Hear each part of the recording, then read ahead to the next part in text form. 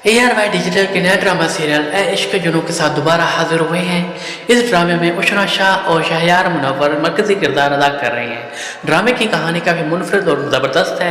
आइए चलते हैं आज के एपिसोड की तरफ। इस सीन में ये दिखाया गया है कि ऐमन अपनी CV लेकर जॉब के लिए राहिम के पास आती है, तो राहिम कहता है कि मेरे पास CV देखने के लिए ज़्यादा वक्त नहीं, तुम अपने बारे में खुद बता दो। जिस पर पहले ऐमन घबरा जाती है, फिर एतमाद के साथ बोलती है कि मेरा नाम ऐमन हफीज़ है, क्वालिफिकेशन जो मेरी है वो बैचलर इन एजुकेशन है और मेरे 4 साल का एक्सपीरियंस है टीचिंग का। इस पर राहिम कहता है कि आपकी एजुकेशन और एक्सपीरियंस दोनों इस जॉब के लिए अनफिट है, लेकिन जॉब आपको फिर भी देना पड़ेगी क्योंकि मम्मा की सिफारिश है। ये सुनकर अहमद जो होती है वो उठकर जाने लगती है, तो राहिम उसको रोक लेता है, जिस पर अहमद कहती है कि सर मेरा मोटो यही नहीं कि सिफारिश पर जॉब करूं, बल्कि मैं अपनी मेहनत से ज़िंदगी में कोई मकाम बनाना चाहती हूं। ये बात सुनकर राहिम को पसंद आती है, उसको जॉब दे देता है। ये सुनकर अहमद खुश हो जाती है और वहाँ से चली जाती है। अगले सीन में एडवोकेट ज़ाफियार को दिखाया गया है, जो अपने ऑफिस जा रहे होते हैं, तो रास्ते में मोबाइल पर नोट आता है। वो नोट सुनते हुए ऑफिस जा रहे होते हैं। जब ऑफिस पहुंचते हैं तो उनकी सिस्टर आके बैठी होती हैं। सिस्टर को देखकर वो खुश हो जाते हैं। उनकी सिस्टर उनको देखकर कहती है, एक तो शहरयार ने की हरकतों ने हमें नाक में तम किया हुआ है, लेकिन कोई बात नहीं, अभी बच्चा है, जैसे बड़ा होगा मैच्योर हो जाएगा और ये शरारतें कम कर देगा। जिस पर ज़ाफियार कहते हैं कि जिसको तुम शरारतें कह रही हो वो शरारतें नहीं बल्कि हमाकतें हैं। इस पर उनकी सिस्टर कहती है, एक तो तुम दोनों लड़कों के दरमियान हमेशा मुवाजना करते रहते हो।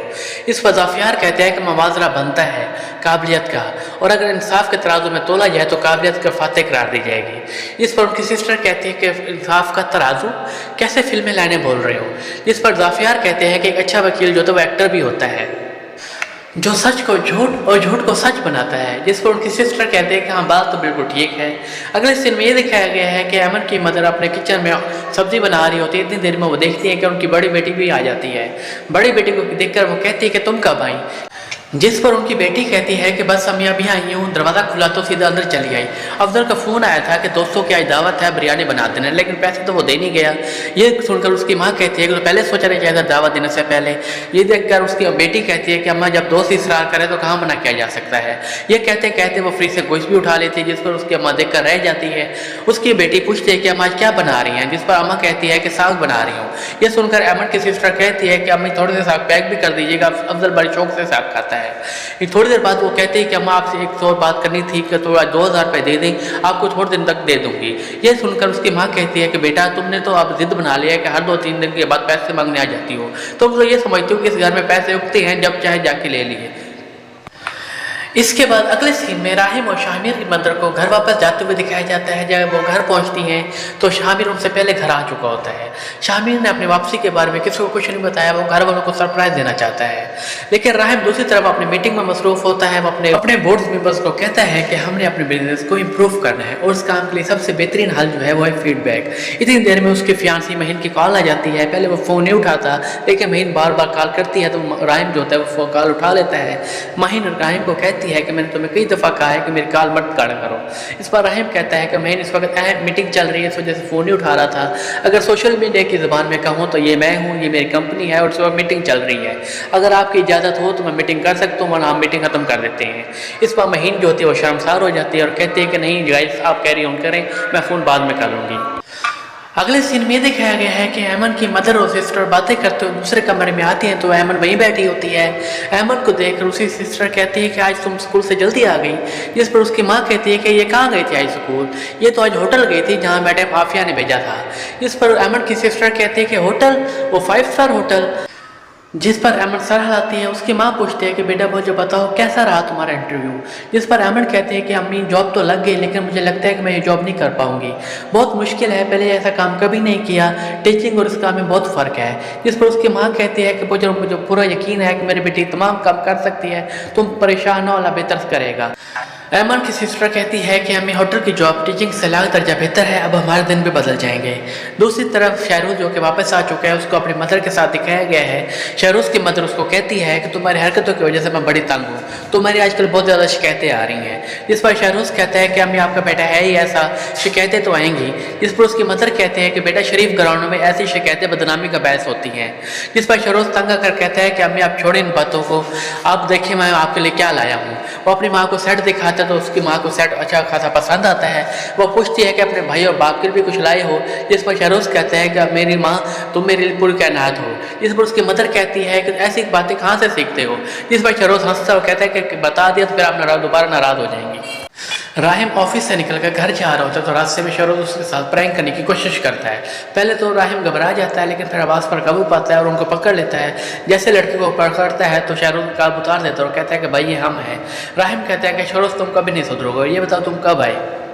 شہروز مسکراتے ہیں اور کہتا ہے کہ بھائی آپ کے لیے سرپرائز رکھا تھا. دونوں مل کر جب گھر آتے ہیں تو گھر آ کر اس کا والد کو پوچھتا ہے کہ ہاں بھائی شہروز یہ بتاؤ تو کیسا رہا تمہارا ٹور. شہروز کہتا ہے کیا بتاؤں ابو، ہر سٹی کی اپنی پہچان اور ثقافت دیکھ کر ایسا لگتا ہے ابھی بھی خوابوں کی دنیا میں ہوں.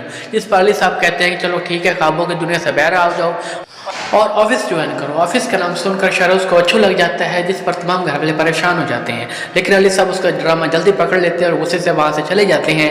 یہ دیکھ کر راہم کہتے ہیں کہ کیا ضرورت ہے شہروز ایسا ڈرامہ کرنے کی. جس پر شہروز کہتا ہے کہ بھائی اگر میں ڈرامہ نہ کرتا تو والد صاحب کا ڈرامہ شروع ہو جانا تھا، جس کا ابھی میرا کوئی ارادہ نہیں ہے. یہ کہہ کر وہ ممی کی طرف کہتا ہے ممی میں نے ٹھیک کیا. جس پر اس کی ممی کہتے ہیں تم نے بالکل غلط کیا، تمہیں ہرگز ایسا نہیں کرنا چاہیے تھا. ماں بیٹے کا پیار دیکھ کر راہم جو ہوتا ہے وہ اداس ہو جاتا ہے. اداسی کی حالت میں سوئمنگ پول کے پاس بیٹھا ہوتا ہے. اسے اپنا بچپن یاد آ جاتا ہے. اتنی دیر میں مہین کی کال آ جاتی ہے. مہین کی کال کو جب وہ اٹینڈ کرتا ہے تو مہین کہتی ہے کہ آر یو میٹ، تم نے آج کیا حرکت کی ہے. لیکن اس کی آواز کی اداسی کو محسوس کر کے مہین کہتی ہے کہ راہم مجھے بتاؤ کیا ہوا ہے. جس پر راہم کہتا ہے کہ تمہارے پاس کوئی جادو ہے جو تم میری تمام فیلنگ جان جاتی ہو. جس پر مہین کہتی ہے کہ میرے پاس جادو نہیں بلکہ میرے پاس تم ہو، میں تمہاری تمام دکھ تکلیف محسوس کر سکتی ہوں. باتیں ہوتی رہتی ہیں تو آخر میں راہم کہتا ہے کہ مہین آئی لو یو. لیکن مہین سن کر خوش ہو جاتی ہے لیکن ڈرامہ کرتی ہے اور کہتی ہے کہ آواز نہیں آ رہی، سگنل کا پرابلم ہے، کیا کہہ رہے ہو. راہم پھر کہتا ہے کہ پاگل چڑیل آئی ہیٹ یو. یہ سن کر مہین ہنستی ہے اور کہتی ہے کہ اب ٹھیک ہے اور اسٹوپڈ کہہ کر کال کاٹ دیتی ہے. اگلے سین میں ایمن کو دکھایا گیا ہے جو کہ اپنے بھائی کے ساتھ کھڑی ہوتی ہے. بھائی کے پوچھنے پر وہ بتاتی ہے کہ بات تھوڑی سی نروس ہوں، اس وجہ سے نیند میں نہیں آ رہی. سوچ رہی ہوں کہ کل تک دن کیسے گزرے گا، کیسا ماحول ہوگا آفس میں اور کیسے لوگ ہوں گے. اس پر اس کا بھائی کہتا ہے کہ آپ ہی دن تو گزر ہی جاتے ہیں، یہ ہماری عمر ہے کہ ہم دن خوش ہو کر گزاریں اداس ہو کر. یہ سن کر ایمن کہتے ہیں کہ تیری چھوٹی سی عمر میں ایسی بڑی باتیں کیسے کر لیتے ہو. جس پر اس کا بھائی کہتا ہے چھوٹی سی عمر، یہ دیکھے بوڑھا ہو گیا ہوں، بال سفید ہو گئے. جس پر ایمن ہنستی ہے اور کہتے ہیں کہ ایک بال سفید ہونے سے بندہ بوڑھا نہیں ہو جاتا. یہ سن کر اس کا بھائی بھی کہتا ہے کہ آپ ہی اداس ہونے سے بھی دن نہیں گزرتا، کیا گزر جاتا ہے. جس پر ایمن ہنستی اور کہتے ہیں کہ نہیں. اگلے سین میں یہ دکھایا گیا ہے کہ دن آ جاتا ہے اور آفس کی تیاری میں مصروف ہوتی ہے. ایمن کی امی اس کو روک لیتی ہے اور صدقہ اتارتی ہے. جس پر اس کا بھائی کہتا ہے کہ ابھی ہمارا صدقہ تو نہیں اتارا آپ نے کبھی بھی. اس کے بعد ایمن جو ہوتی ہے اپنے فادر کے پاس جاتی ہے. اس کا فادر کہتا ہے کہ کیا تم نروس ہو. جس پر ایمن کہتے ہیں کہ جی ابا تھوڑی سی نروس ہوں. جس پر اس کا فادر کہتا ہے کہ میں دعا دیتا ہوں اللہ تمہارا دن اچھا گزارے. لیکن ایمن اپنے آفس چلی جاتی ہے اور اس کو جاتے ہوئے دیکھ کر اس کا فیانسی دیکھ لیتا ہے اور کہتا ہے کہ ایمن اتنی بڑی گاڑی میں کہاں جا رہی ہے. وہ اس کے پیچھے کرتا ہے تو ہوٹل پہنچ جاتا ہے اور کہتا ہے کہ واہ بھی ایمن تمہارے تو دن بدل گئے اور میرے بھی. جمال اس کے بعد سیدھا اپنے گھر جاتا ہے اور پوری کہانی اپنی ماں کو بتاتا ہے. اس کی مدر ساری کہانی سن کر حیران ہو جاتی ہے اور کہتی ہے کہ دیکھو بھابھی نے کس طرح ہم سے یہ بات چھپائی، جیسے پوری زندگی ہم کو پتہ نہیں چلے گا. یہ سن کر جمال کہتے ہیں کہ امی میں تو کہتا ہوں آپ کل ہی ماموں کے گھر جائیں اور کل ہی رخصتی لے لیں. جس پر اس کی ماں کہتی ہے کہ تم کسی قابل ہوگے تو میں بات کروں گی. یہ سن کر جمال کہتا ہے کہ امی آپ کو پتہ ہے کہ مجھے جاب کا کوئی شوق نہیں، میں تو اپنا بزنس کرنا چاہتا ہوں. اب تو ایمن کی جاب لگ گئی ہے، اس کی اتنی سیلری تو ہوگی تو وہ مجھے شو روم کھلوا کر دے سکتی ہے. جمال کی مدر کہتی ہے کہ تم جانتے ہو میں نے بچپن سے ایمن کو تمہارے لیے مانگا ہوا ہے، لیکن تمہاری کوئی جاب ہو تو میں بھائی سے بات کروں اور بھابھی بھی میری بات مان سکتی ہیں. یہ سن کر جمال کہتا ہے کہ آپ فکر نہ کریں، میرے ذہن میں ایک آئیڈیا آیا ہے. میں 10-15 دن پینٹ شرٹ پہن کر گھر سے جاؤں گا اور یہ مشہور کر دینا ہے آپ نے کہ میری کسی پرائیویٹ بینک میں جاب لگ گئی ہے. ماموں اور ایمن بھی یقین کر لیں گے، بات کی بات میں دیکھی جائے گی. یہ سن کر اس کی ماں کہتی ہے کہ واہ بیٹا پہلے پوری زندگی اپنی ماں کو دھوکہ دیتے رہے گا، بیوی کو بھی دھوکہ دینے کا پروگرام ہے. یہ سن کر جمال غصے میں آ جاتا ہے اور کہتا ہے دیکھو امی آپ کی چارپائی پہ چپکلی آ گئی ہے. یہ سن کر اس کی ماں پریشان ہو جاتی ہے اور اٹھنے لگتی ہے تو جمال اس کے پیسے اٹھا کر بھاگ جاتا ہے. وہ کہتے ہیں بیٹا جمال یہ گھر کے خرچے کے پیسے ہیں، یہ مجھے واپس دے دو. لیکن وہ واپس نہیں آتا اور چلا جاتا ہے. اگلے سین میں یہ دکھایا گیا ہے کہ ایمن آتکا کے ساتھ ہوتی ہے. آتکا جو کہ ہوٹل مینیجر ہے، آتکا اس کو ڈریس چینج کرانے کے لیے اپنے ساتھ لے کے جا رہی ہوتی ہے.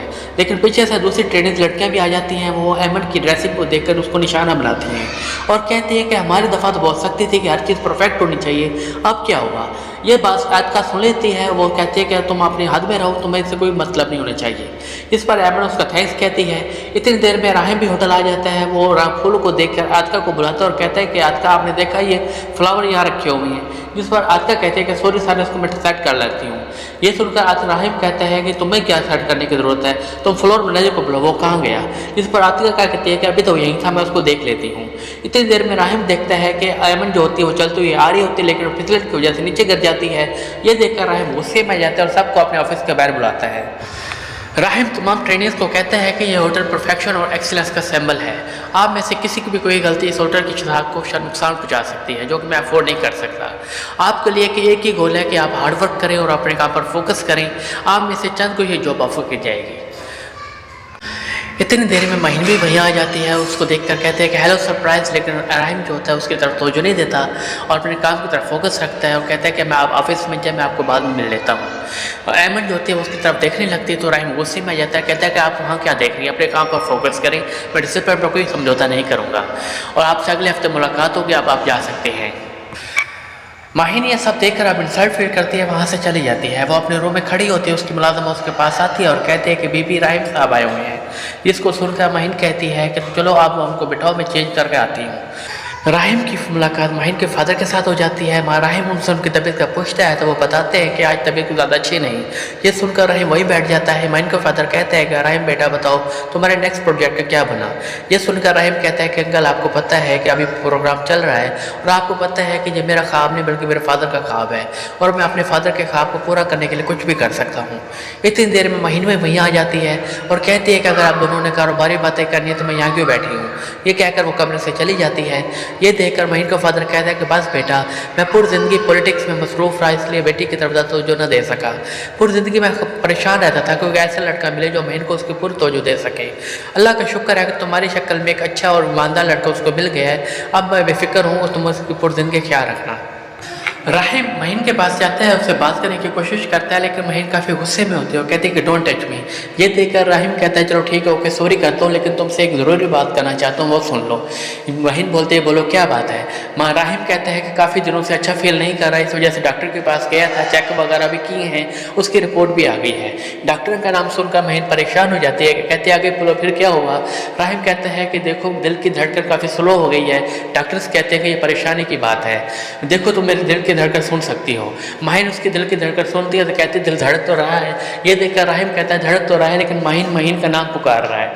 یہ سن کر ماہین مسکراتی اور کہتی ہے کہ اچھا بابا سوری، میرے لیے تم پھول ہے؟ جس پر راہم کہتا ہے کہ بس ابھی جا کر لے آتا ہوں۔ اگلے سین میں یہ دکھایا گیا ہے کہ راہم اپنے ہوٹل میں بیٹھا ہوتا ہے، اس کا بھائی شاہروز بھی وہیں آ جاتا ہے۔